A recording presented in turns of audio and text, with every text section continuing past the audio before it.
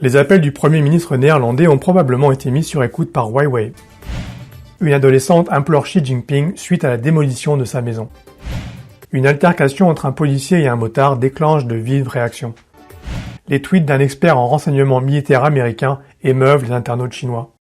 Stephen Hawking prédit la fin du monde, la destruction de la Terre et l'immortalité. La société française Capgemini a publié un rapport d'enquête en 2010 qui indique que le groupe chinois Huawei a eu accès aux données du réseau mobile néerlandais Royal Telecom, et notamment les appels téléphoniques du Premier ministre entre 2002 et 2010, ainsi que d'autres membres de son cabinet. C'est ce que révèle le quotidien néerlandais Volkskrant le 17 avril. Royal KPN utilise la technologie Huawei depuis 2009 et emploie des salariés de l'entreprise chinoise à son siège de La Haye. Au cours de cette collaboration, Huawei a été en mesure d'intercepter les appels des 6,5 millions de clients du réseau. Rapidement, l'agence néerlandaise de renseignement intérieur a alerté sur le risque d'espionnage que posait Huawei, déclenchant l'ouverture d'une enquête. Le rapport indique que le danger que pose Huawei concerne le gouvernement, les entreprises néerlandaises, mais aussi les dissidents chinois aux Pays-Bas. Finalement, Royal KPN a décidé de ne pas laisser Huawei participer à la maintenance des réseaux mobiles du pays, et le contrat a été attribué à des entreprises occidentales.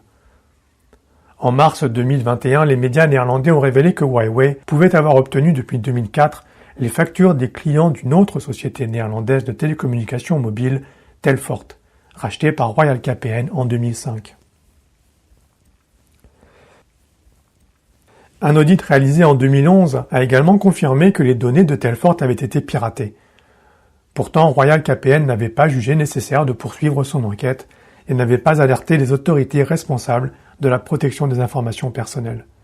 Ses clients n'ont pas non plus reçu de message d'avertissement.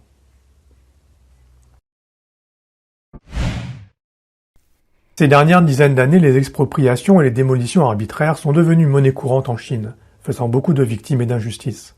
Dans une vidéo, une adolescente en larmes, âgée de 11 ans, à Xianyang dans le Shanxi, implore l'aide de Xi Jinping. Sa maison a été démolie par plusieurs centaines d'hommes, la laissant dans les décombres et sans domicile. Dans la vidéo, la jeune fille dit « Bonjour, grand-père Xi, je m'appelle Yuan Yuixuan, j'ai 11 ans et je vis à Xianyang. Notre maison a été démolie de force il y a plus de 10 ans et aucun dédommagement n'a été versé. Nous avons perdu notre terre et notre maison et toute notre famille erre sans foyer. Grand-père Xi, vous avez dit que nous sommes un pays gouverné par l'état de droit. Mais après 8 ans d'efforts, mes parents n'ont plus de jambes, le problème n'est toujours pas résolu. » La vidéo a attiré l'attention des internautes. Certains ont dit « Si grand-père Xi vient vous voir, vous aurez un toit. Mais ce sera à l'hôpital psychiatrique ou en centre de détention. » Yang Wengang, un homme de 72 ans, vivant à Shapingba, à Chongqing, a vu sa boutique, qui constitue sa principale source de revenus, ainsi que son habitation, être démolie de façon complètement illégale le mois dernier. Il a été assigné à une autre résidence par le directeur du bureau de relais du PCC de son quartier et a été envoyé à l'hôpital après s'être cogné la tête contre le mur en signe de protestation. Mais une fois rentré chez lui, sa maison avait été démolie. Le militant chinois pour la démocratie, Dong Guangping, a déclaré que les démolitions et expropriations abusives en Chine sont très fréquentes et qu'invoquer l'état de droit auprès du Parti communiste ne sert à rien et qu'il ne se préoccupe pas de l'état de droit. Le Parti communiste est désormais engagé dans une forte spéculation foncière. Il vend les terres de l'État pour s'enrichir, puis utilise cet argent pour maintenir la stabilité du parti et rester au pouvoir. La vidéo d'un agent de la circulation qui reçoit un coup de brique sur la tête après avoir voulu confisquer une moto a fait le tour du web. On y voit 3 policiers confisquer la moto d'un homme d'âge moyen, dans une rue de Qingyuan, dans le Guangdong. Mais, dans un accès de colère, celui-ci la pousse au sol, d'un coup de pied. Les 3 agents tentent de le maîtriser, mais il résiste et ramasse un casque tombé par terre et veut les frapper. À ce moment-là, on entend les badauds qui encouragent cet homme. Puis il se dirige vers un tas de briques, en ramasse quelques-unes et les lance dans leur direction, mais seulement au sol pour les effrayer.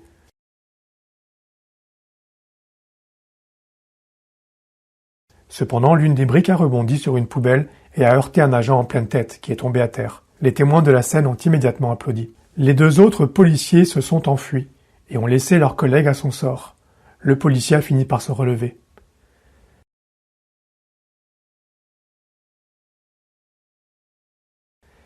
Les internautes ont félicité le courage de cet homme et ont souligné que les acclamations du peuple sonnent le glas du PCC. Selon eux, cet homme est un modèle pour les classes défavorisées. Il n'y a pas d'autre issue que de résister.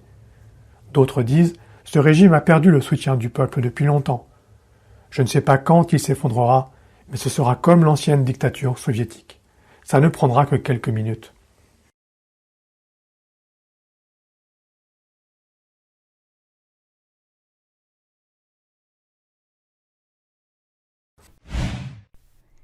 Le 15 avril, le docteur Lawrence Sellin, colonel de l'armée américaine et consultant en virologie, a publié 4 tweets consécutifs en chinois.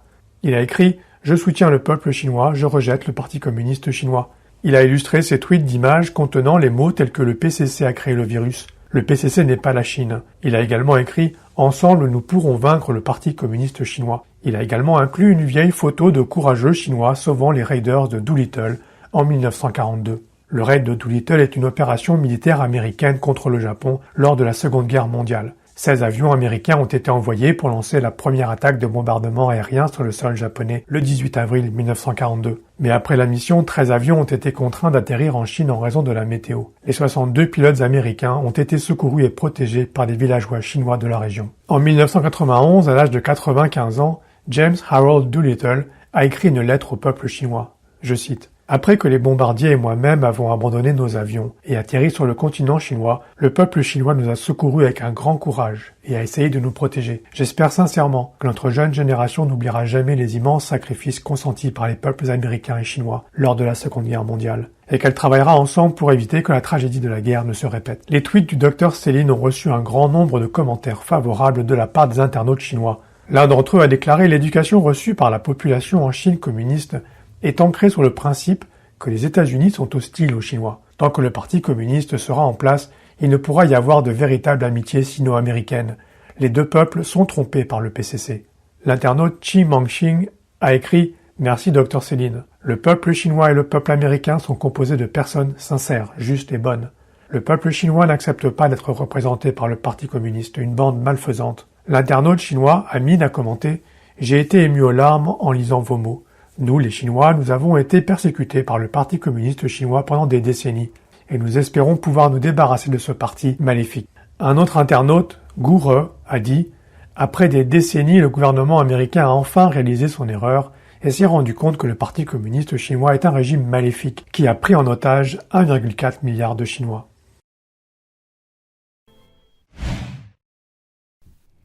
Stephen Hawking, célèbre physicien britannique et connu pour son franc-parler, a fait un certain nombre de prédictions tout au long de sa vie, notamment la destruction de la Terre, une invasion extraterrestre, le fait que le cerveau peut exister indépendamment du corps humain, ou encore que l'intelligence artificielle finira par dépasser l'homme. En 2012, à la veille de son 70e anniversaire, Stephen Hawking a déclaré dans une émission de la BBC que la guerre et l'épuisement des ressources étaient des menaces qui accéléraient la destruction de la planète.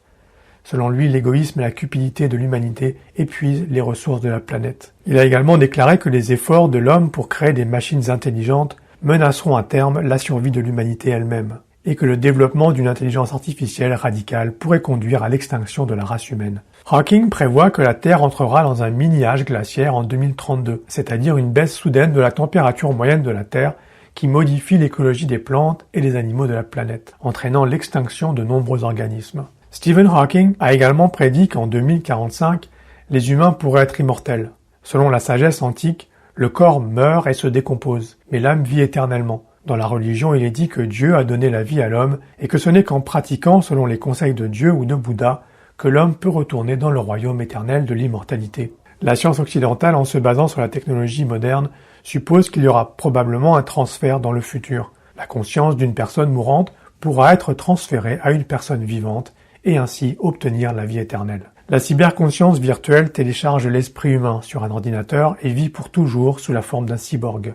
Le mania russe des médias, Itskov, et l'ingénieur de Google, Kurzweil, sont convaincus qu'une telle chose pourrait aider les humains à atteindre l'objectif de l'immortalité. Cette technologie devrait être opérationnelle vers 2045. La technologie a permis de cloner avec succès de nombreux animaux. Mais afin de garantir l'ordre de la société, elle n'a pas été utilisée pour les humains. Si la technologie du clonage est appliquée aux êtres humains, alors leur avenir sera réduit à néant.